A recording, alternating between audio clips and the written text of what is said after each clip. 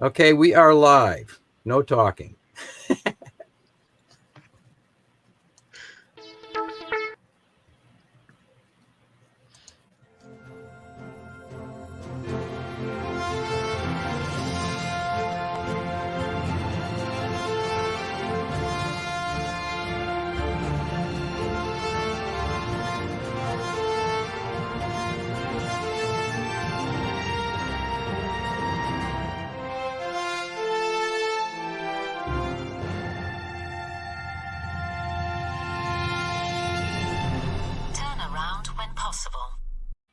Well, hello from Michigan. I screwed it up. Hello from Texas. Hello from Michigan. And hello from Copenhagen, Denmark. I had one assignment and I messed it up. You blew it. You have one job. I blew it. I can't believe it. Oh, well, good morning to people in North America, and good afternoon to people in Europe, and good day from wherever else you happen to be.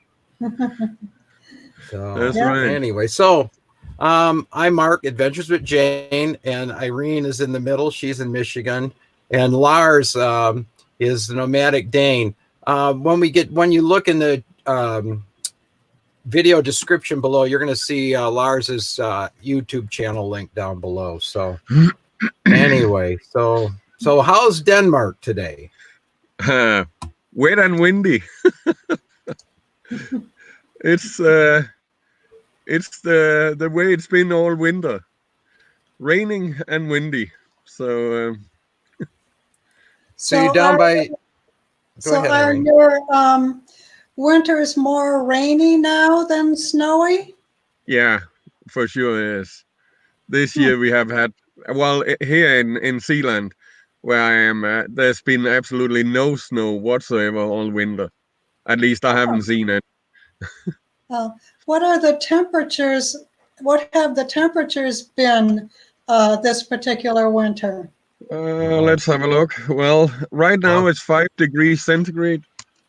And it's been just above freezing, and at night it's been 1 or 2 degrees below freezing. So some nights, most nights, there's been no frost. Oh, So it's yeah, and So usually winters, from what I can remember from when I was younger, winters would be like between -5 and +5, but it's like it's moved, so now it's between 0 and +10. And we even had in January, we had a couple of days where it was 12 degrees. Oh, wow. Yeah. Well, that's a difference. Yeah, it is.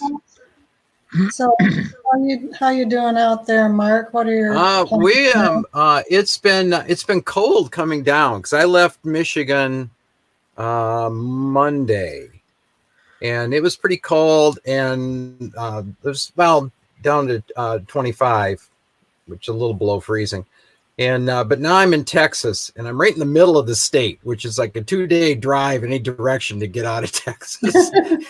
Texas is like a long drive to get through, and it's nice here. It was about 70 degrees yesterday, so very pleasant, pleasant temperature. Yeah. So so it's been nice, and it's been cold out in the out here lately. So I don't know. So Lars, tell us how did you get started living in a van? What brought all that on? Well, originally I was living in a rented house, and it was 70 square meter. I don't know what that is in square foot, but 70 square meter. So it was a small house, and I was just, one day I came home from work and sat down in my living room. First I cooked some food, went into the living room, sat down in the butt-shaped hole in the sofa, the place I always sit, and I was like looking at the other end of the living room. And it was a small living room, but I was like, I haven't been over there for 2 weeks. this is crazy. Why do I have all this space? So I kind of went for a walk through the house and looked at the rooms. You know, in the kitchen I had this big oak dining table with 6 chairs around, and I used that table maybe 5-6 times a year when I had visitors over. And the rest of the time it would just be standing there. Yeah, whatever. Yeah. And walked into another room where I just had a lot of stuff that I didn't use. So a room full of stuff that I didn't need. It was just like, this is crazy. And then I went back to the living room and had a look at my computer, like alternative living, you know, another way to live. Also because my rented house was a temporary, time limited rent. Oh. So I knew that I would need to find somewhere else to live within the next 6 months. Oh, wow. And then I started look at YouTube. How can you? I found videos about tiny houses, but back then there was no one doing tiny houses in Denmark. It was just. Oh. And then How long was that?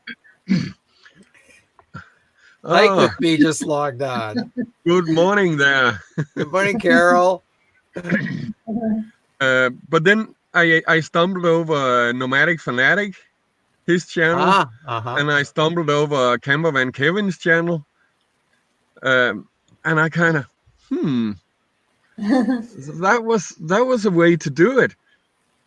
And you know, that evening I decided to do it. How long ago was that? Huh? How long ago was that? Almost 4 years. Oh, wow. Yeah, So I've been following your channel for a long time.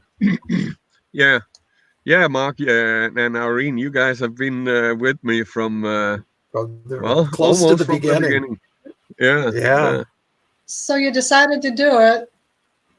Yeah, I decided to do it, and at that point, my driver's license for a car was only like, I think, a month old or something like that. When I was 18, I took the license for the motorcycle, but not for the car. So I was like, you can do that? Yeah, you can do that in Denmark. So, but then I decided that I wanted to live the nomadic lifestyle. And I started to check prices on mobile homes and camper vans and stuff like that. And I figured out that the cheapest way to do it was to buy a car and a travel trailer, a small travel trailer. And I bought my Skoda and my 4-meter travel trailer. And a month after that evening where I decided to do it, I moved out of the house. Oh, wow. Oh, From I made the decision to I moved out 1 month. Wow. Wow. And you never looked back. Nope. And actually, I gave the owner notice, and I had to give him 3 months notice. So after I moved out, I actually still paid rent at the house for 2 months. Oh, wow. Oh, But I just didn't want to stay there anymore. I was just over it. So when you once again you went on the road, when you first went on the road, that was with the Nest? Yeah, the Nest, my travel trailer, and my Skoda. I had a Skoda Octavia. I remember, yeah, the Skoda. Yeah, that was great. Just a normal sedan, just a normal family car, you know, with a 1.6 liter engine. So quite small, but in Denmark, a 1.6 liter engine is a good sized car. We don't have the big engines like you do in the States. So, but you're not in a trailer now, you're in a van? That's true, because later on I got this job that I'm working now where that's right, Mark. There's my Skoda and my Nest. Oh, There they are. That's a nice setup. I like the Nest. That's good beautiful. trailer. It was a nice trailer, and it was It's from 1988, so it's quite old, but it was in very, very good condition when I bought it. But now it's, you know, the 2.5 year where I drove around with it, I figure I drove around 30,000 kilometers with it. So it's Oh, worn out now. And now it's just parked in a campground. oh, so you Uh, still have it? Huh? You still have Yeah. it? Yeah. Yeah, I still have it, and I kind of use it as a storage locker or something like that. Have it parked in a campground just to have an address and to have a place to store stuff related to work. Oh yeah, Uh-huh. that's my solar setup. Now So you that's you have do you have solar on the Raven or not? No, I don't.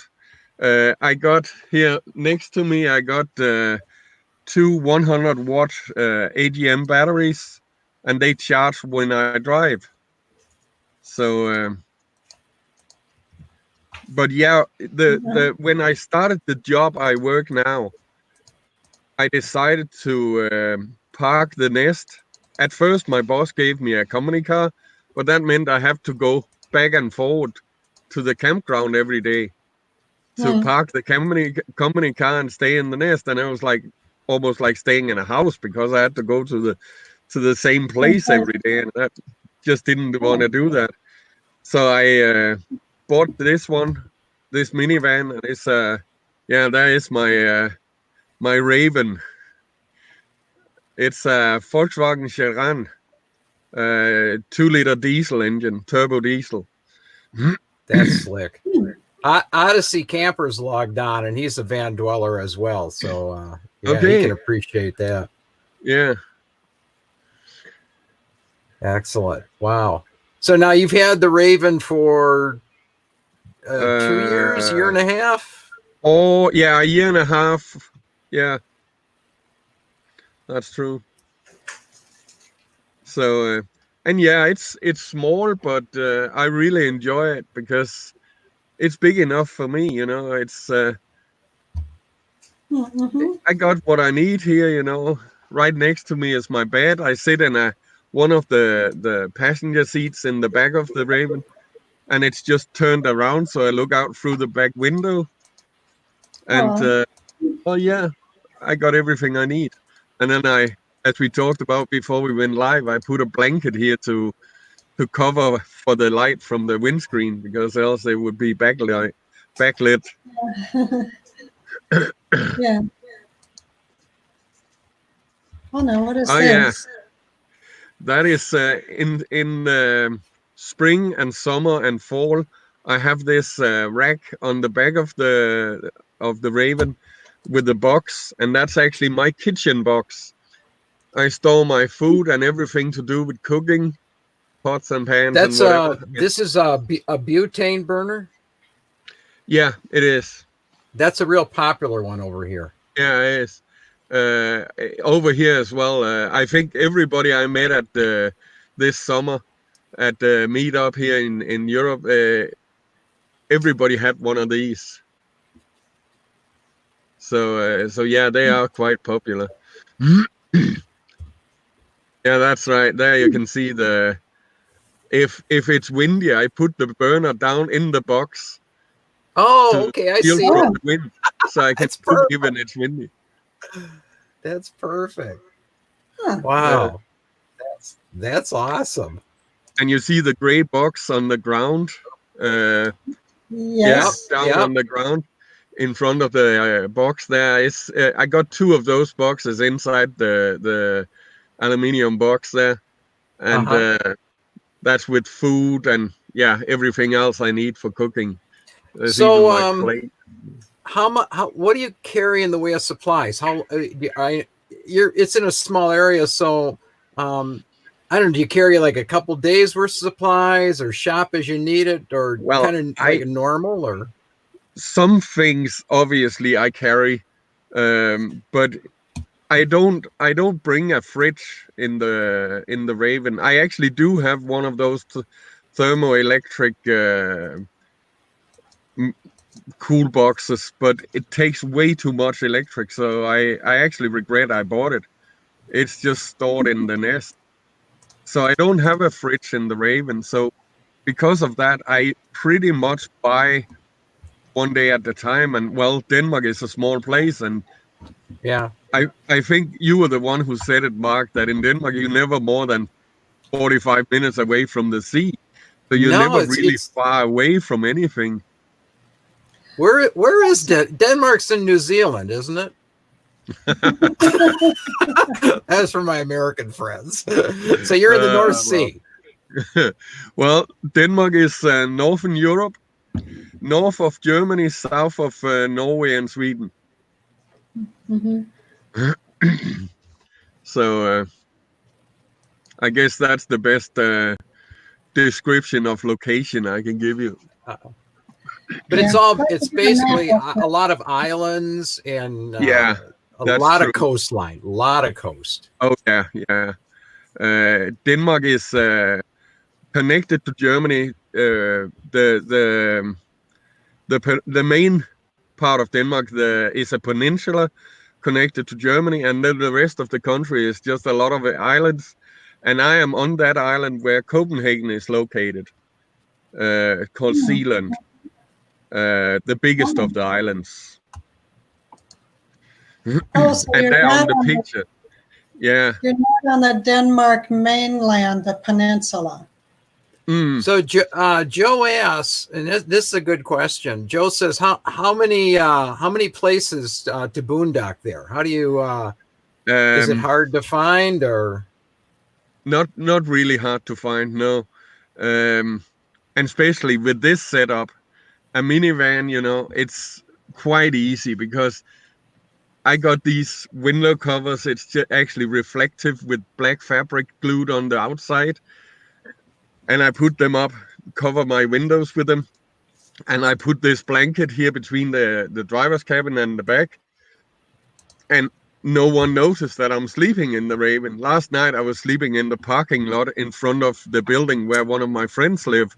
It's an apartment building. And I just went down into my car and put the window covers and the blanket and went to sleep in the parking lot. So for me, it's very easy, but it is quite easy. There's a lot of places in Denmark where you can boondock. we had a question here, just wanting to know what's going on. Let's see. It says you're looking very happy. We're coming from 3 places. Yeah, I'm in Texas, in Big Spring at a Walmart parking lot. Irene's in Michigan and Lars is in Denmark. So yeah, and so far so good. That's true. And as I said before we started the live stream, that on one side I got the sea, and on the other side of the sea is Sweden, and the other side I got a small bay, and then I got Copenhagen. So I'm here it's called Amager Strand Park. And actually this place used to be one of my boondocking spots, but just this last summer they put up signs that from 9 o'clock in the evening to 6 o'clock in the morning, camper vans and mobile home are not allowed to be here. Oh, So, they kicked you out, huh? Yeah. Morning, Michelle. Oh. Well, that's too bad. I wonder sometimes that the boondocking there is obviously different. You seem to be able to get away with being in pretty nice spots. In the United States, there's 100,000 people boondocking. Yeah. So it's a little tougher. I mean, even tonight, I'm in a Walmart, Big Spring, middle of nowhere, and just right over that direction, there's another trailer pulled in. There's people staying here tonight. So they're just, and this is not a destination. There's no sea. It is different in Denmark because we there's not a lot of people who live this way. Here's some people I met in Mexican Hat. Was a very dusty spot. Good to see you made it. Okay. I still try to get the red dust on everything. So anyway, Yeah, I got this Facebook group for Europeans who live this lifestyle. It's Yeah. called Full Time Van and RV Living Europe. And actually, in that group, we are 4 Danes only. There's more than Really? more than 1,000 members, but only 4 Danes. Oh, Huh. That's, well, it's good and it's bad. It's good. There's going to be a lot of Yeah. boondocking available. That's So, true. but now you get down into the you get down in the continent. You get into Germany and Yeah. This Christmas New Year vacation, I went to Germany and Holland and met up with some of my friends down there. And last summer, I went to Germany and met up with a lot of people. We had this gathering called RTM, Road Travelers Meetup. And yeah, there's a picture of some of the rigs. And you see, my vehicle is not the smallest. My Dutch friend No. Robin is driving and sleeping in the Mercedes. Though I have to say, he is a weekend warrior. He's not a full-timer yet. That's He great. wants to be, So this was the first but second RTM. yeah, you could say that. I decided to call it the first, but actually, it was the second because the first one, no one showed up. The first one, I tried to arrange it so it was here in Denmark, and there were some people who said they wanted to come, and in the end, no one showed up. So. oh well. Wow. So, but you had how many? You had this year. You had This year was around 40 rigs, I believe. Oh, that's Uh-huh. good. On off, Wow, that's great. Some came and left, and others came, but yeah, around 40 different rigs. Oh, So That's awesome. it is. It was. That was a good time. You were there for a week, I think. Yeah, we were there from. Is that from now? Is that the Monday? Was that the place that had the inside gathering place, a building where you could go inside to meet and you play guitars? Yeah. And Exactly. The local camper club had it's like a wooden cabin in the area, and we were allowed to use that. After a couple of days, actually, the one who were there taking care of the camper site came over to my friend who speaks German. I don't speak German, but he came over to him and said, "Here, that's the key for the cabin. I see you guys are behaving nicely and cleaning up after you. So if you want to, you can use the cabin. Just make sure it's nice and clean when you leave." And of course it was. So was that the place? Did it have a fireplace as well, or is that a different place you were at? that must have one been that had a different place, because no, there was no fireplace. The place you're thinking of, it was a place I went to this Christmas New Year, where Right. You got ill. Yeah, I had the flu very bad. But one of my friends, actually, in the picture you got up now, in the very end of in the right side behind the orange vehicle, you can just see the front end of a white van, and that's my Dutch or Belgium, actually, my Belgium friend Pascal. That's his van, and one of his YouTube viewers invited us to come see him, and he had this. That's right, I remember. Yeah. Hut.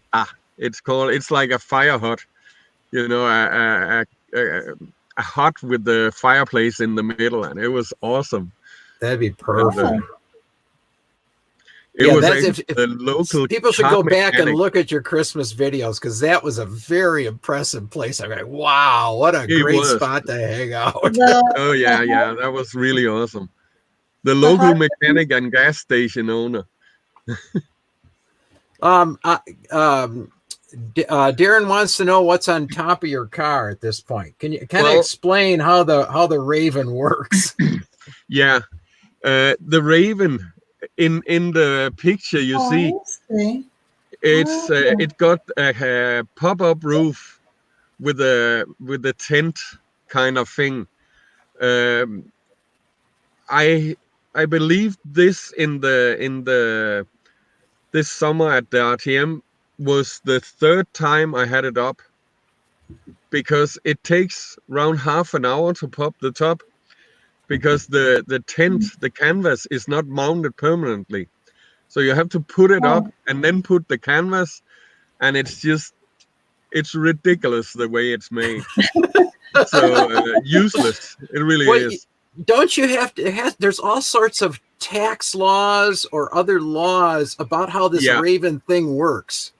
Yeah, it is. The Raven is registered as a camper, and because it's registered as a camper, it has to be.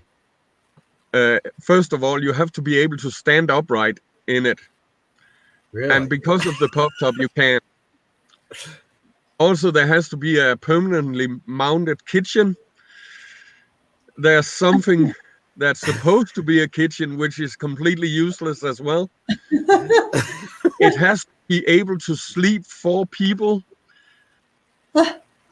Well, last summer, my daughter and I slept in it at the same time. You know, we were on a 3-week trip around Denmark, and it was possible. 2 people. 3 people, I don't think so. The reason why they made these in Denmark, the tax law, when you buy a car, you pay, at the time this one was new, you would pay 180% tax, registration tax on a vehicle. So if let's say it cost, just to say something, $1,000, then the tax is $1,800. So you would pay. You're kidding me. 2,800. Oh, well, you know. Yeah. So 180% tax. Wow.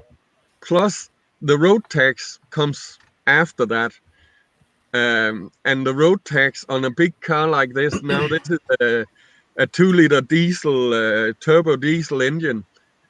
And I pay 1,000 kroner a month. And how much is that in US? Let me just grab my it sounds like a lot. My cell brain here. Divided with 7. That would be like just below $150 a month. A month for a road tax? Yeah. Wow. You must have some nice roads. Why it's so expensive is because it's a turbo diesel and it's a 2-liter. As soon as you're above 1.6 liter, it comes extra tax on top. And when you get a turbo as well, it got an extra tax. And then when it's a diesel, you got an extra tax. So It's incredible. Good grief. Wow. Yeah, Denmark is all about tax. But as I say, this car would be 180% registration tax. Because it's a camper, then it was only 60% registration tax. So because of that, they made these mini campers to reduce the price of the car so they could sell more of them. But the camping equipment, the kitchen, the pop-up top, everything is basically useless. You know, it's there for tax reasons and nothing else. Oh no. And well, that's kind of ridiculous, but well, Wow. you know. Something, huh? And speaking of money, actually, I pay 1,000 kroner insurance as well. Wow. So that's like 150, just below 150 US a month road tax and 150 US insurance. Wow. That's incredible. Yeah. Man. So, but that's for living the good life, I guess. So True. You still got this this guy? Oh, look at hold on, wait a minute. We gotta go to live here. There's Harold. Hi, Harold. He's struggling. Harold the cat. Cute. He's being picked up. I'm totally a cat person. Yeah. So I see you got the kayak. Do you still carry that in the summertime, or? I carry it in summertime, spring, summer, but in wintertime I don't. And also I have to, make sure that the job I do, I drive around to different shops and do merchandising, installing stuff and so on. And very often I would example, if I work in Copenhagen, I will have to go to parking garages and stuff like that. And I can't go to a parking garage with my kayak on the roof. So when I can, I bring my kayak so I can go kayaking. So yeah. No, Michelle, he's not. He's got room to go. Yeah, the kayak is awesome. I love you because you'll get to take some video out there, and that just with all the sea there, the kayak is just perfect. It is just perfect. It is, and this here is a plastic kayak. It's not too expensive, and it's very durable, so it can take a beating. I don't have to be super careful when I go up on the beach and stuff. So, yeah, I really like it, and it's also very stable. So, and it gives me some exercise, Yeah. Is there a lot of hiking or anything to do around there? I'm just curious. Here we got some really good hiking trips, but in the countryside, you can find nice hiking trails for sure. Mm-hmm. You can. There's another YouTuber I follow, Alan Metalman. Yeah. And he hikes out of in the UK, and they have some just wonderful mountains and just some beautiful areas over there too. So I was kind of curious, because that's not so far away. Yeah. Hike with me. I know you got a kayak as well. Was that? I saw a video where you used your kayak. I don't remember if it was an inflatable or if it was a hard-sided kayak, but I know she got a kayak as well. Yeah, yeah. But yeah, it's kayaking is just a wonderful way of being in nature, really. I've never tried a kayak. I've done a lot of canoe packing. Yeah. But that was back, believe it or not, before they had kayaks. Yeah. Yeah, it was all canoes back there. Oh, look at that! She has two. She has two. She got two kayaks. Okay. Yeah. I know she agreed with me. Kayaking is just the best. Yeah. And she does a lot of hiking too. Yeah. Carol hiking with me has been doing a lot on her channel. She does orienteering, I think is how it's pronounced, where she it's a group and they put targets places out in the wilderness, and then you have to use a map and compass like that. Yeah. Oh, she does a geo one too. She does two things. One's geocaching. Geocaching. Thank you, Irene. Yeah, that's where it. They do that, and there's little treasures hidden. But the orienteering one is where they actually have a club, and it's like they're like really hard to find. You got to really know what you're doing, or you just disappear in the Arizona wilderness. I mean, and she goes like off trail, and and just all kinds of stuff. Yeah. Oh, wow. What is orienteering? Is it like trying to find your way? It's going out in the wilderness and trying to find your way back to civilization without dying, I think, or something along those lines. I'm not sure that. Yeah, there explains it. Yes, I'm kind of crazy. Yes, she is. Anyway. Yeah, God. But you do see some wonderful places that way. It's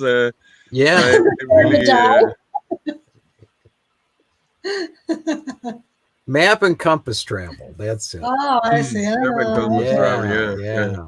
It's pretty cool stuff. I like her channel. Her channel's very relaxing. It is. So, yeah. You're right about that. So, I'm just wondering. So, in all now you've been out 4 years. Anything really unexpected happen? I mean, something that sticks out as being an unexpected adventure besides flat tires and well, Actually, I never had a flat tire. Knock on wood. I thought you had a flat tire once in the Skoda. Maybe Oh, yeah. it was close to flat. The Raven, the Nest had a flat tire. Yeah, that's right. I never had a flat tire on the car, but the Nest had a flat. Yeah, that's true. I came out after work and one of the tires on the Nest was well halfway down. That's true. But anything else happen? But I don't know, unexpected. I had a lot of very positive interaction with other people. You know, I basically never but once had negative comments or negative reactions to my lifestyle. Really, only one time a police officer were kind of not so nice, but even the police here in Denmark, usually they are, you know, very friendly, and I've had the knock several times, but usually they're just like, I just wanted to make sure everything's okay, and just remember to pick up your garbage. And I'm like, yeah, of course I will, you know, and then have a good night, and then they leave. So I have a go ahead.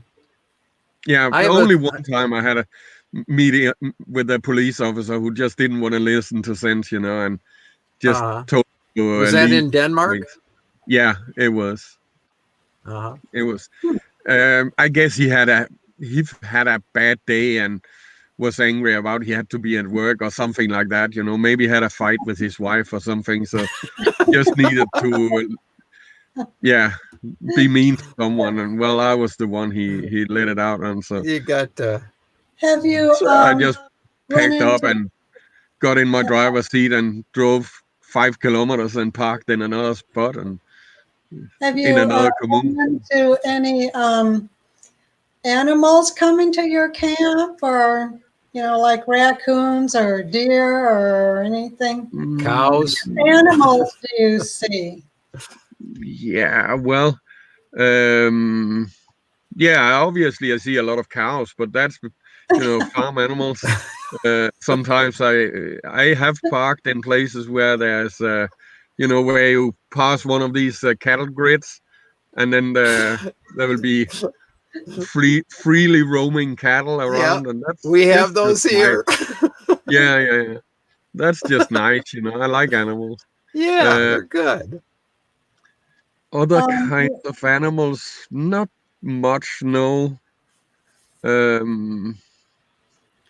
I was about to say, sadly enough, because I love animals. I've seen some deers when I park in the forest and stuff, but not much actually.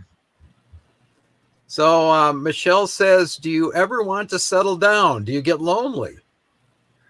Settle down? I cannot see myself in sticks and bricks again. Totally. Never. I cannot, you know, even I go to, what was that not last week, but the week before, I had a little bit of a problem with the Raven. Yeah, it was last week actually. The back hatch didn't want to lock.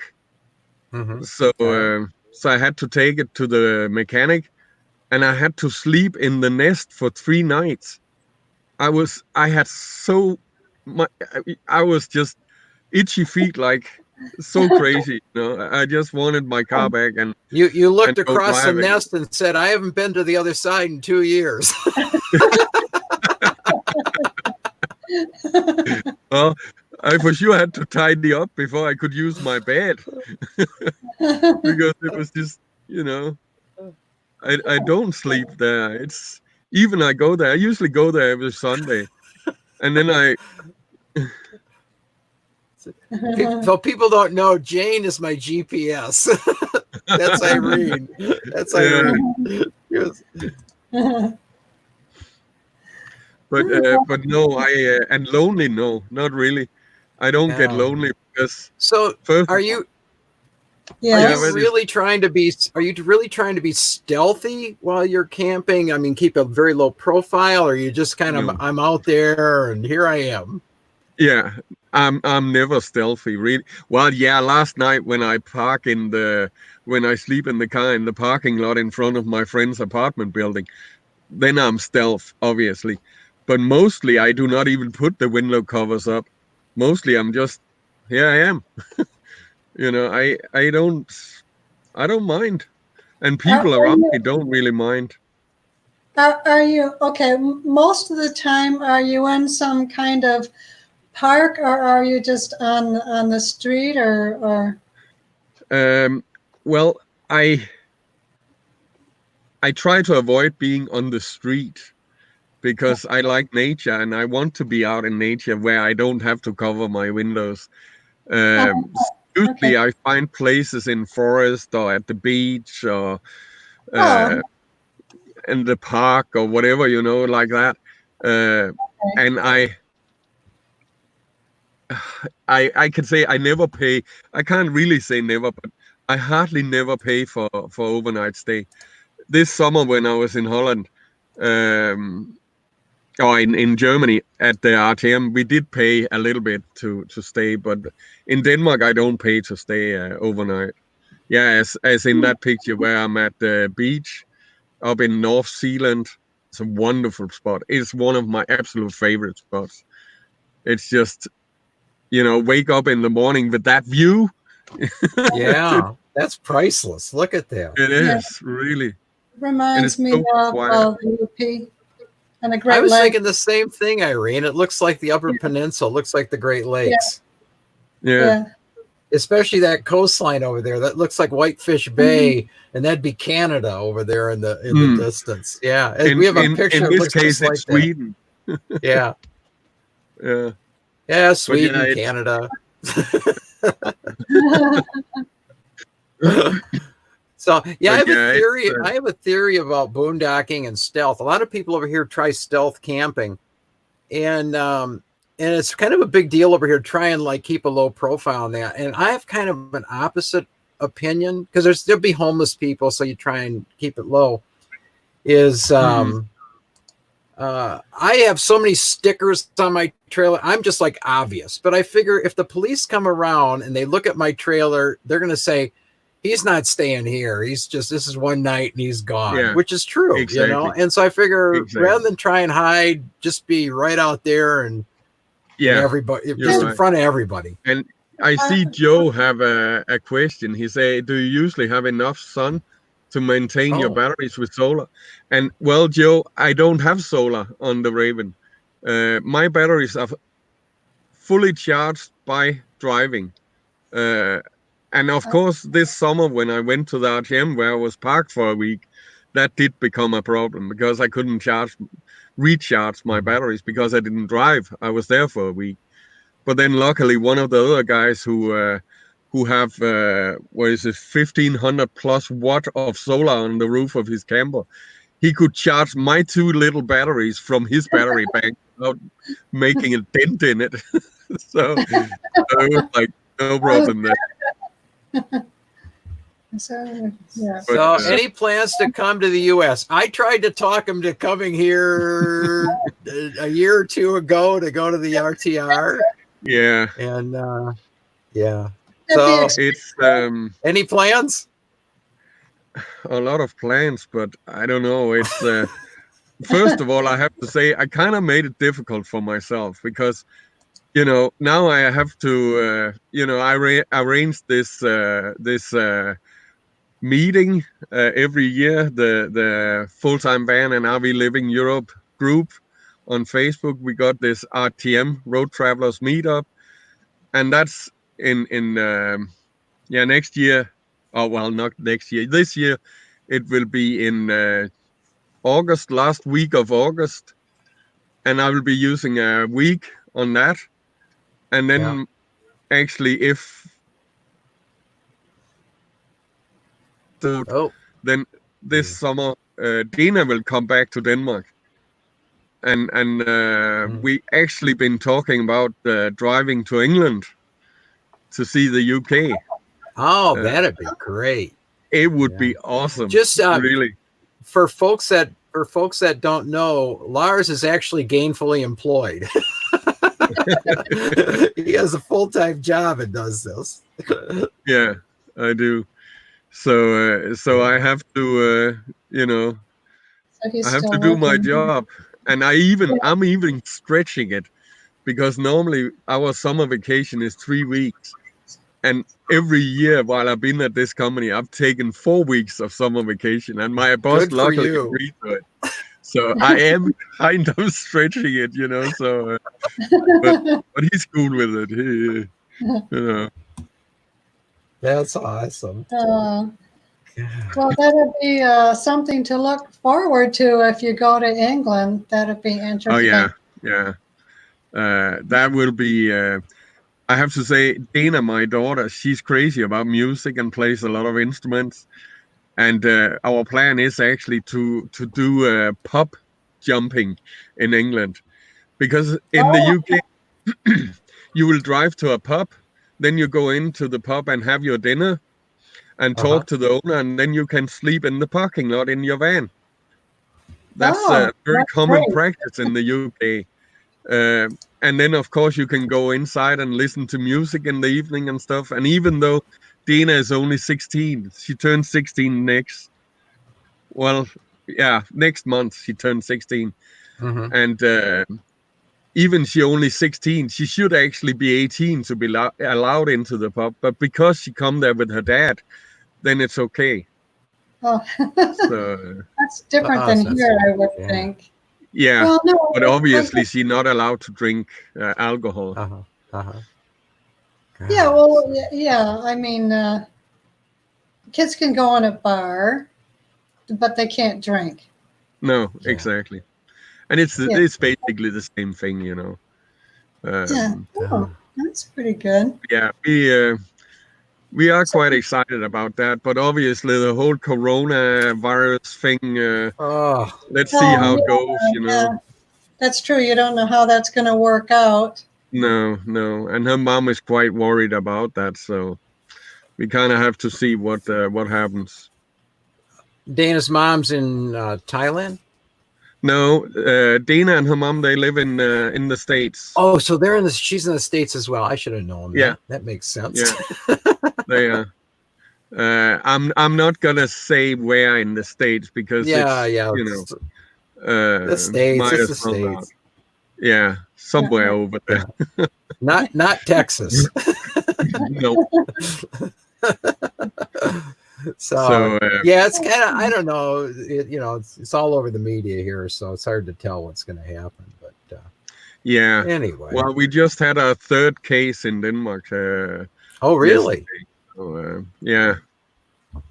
Yeah, apparently there's 40 in the United States. Although a funny thing happened, I don't know what it was. I was watching the news this morning, the national news, and they were talking about the coronavirus. And they showed this map, it's in, I think it's in California, Washington, and Oregon. And then for a second, they showed a different map, and it had something like Illinois and Wisconsin. And then that map disappeared. Okay. So I kind of wonder what's going, because that would be the Chicago area. So I'm kind of wondering why that map. As far as I'm told. Got on TV and then it disappeared and no one said anything about it. No. As far as I know, they do have it in California and in what is it called? Oregon. Not in Oregon, but then the states above. What is it called? Washington. Yeah. Oregon. It's up there, they said, but I don't know. It's who knows. So it's, I don't know if we have to worry too much, but well. Well, I highly doubt they'll be able to contain it, but it remains to be seen the kind of, how many people will be seriously ill. Although it certainly looks like it in China. So we'll have to wait and see what happens. Exactly. So as long as we're on to controversial subjects, Lars, tell us about some of your other recent activities with activism. Well, yeah.